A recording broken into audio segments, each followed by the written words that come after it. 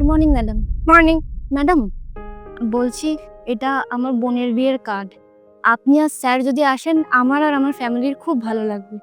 অবশ্যই আসবেন ম্যাডাম।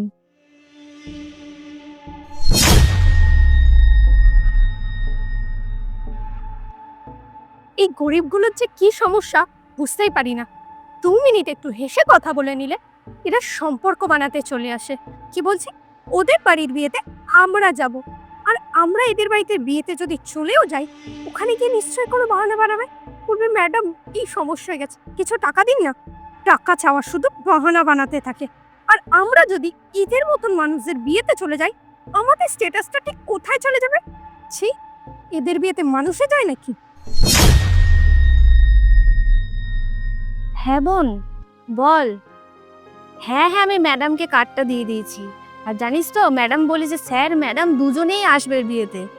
শোন, স্যার ম্যাডামকে কিন্তু ভালো করে আদর আপ্যায়ন করতে হবে, কোনো ত্রুটি রাখা যাবে না, ঠিক আছে?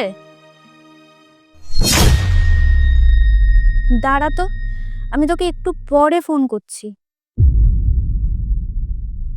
এখানে কার্ডটা, ম্যাডাম এখানে কার্ডটা ফেলে দিয়েছে।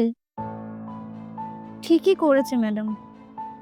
ম্যাডাম আর স্যার কত বড় লোক,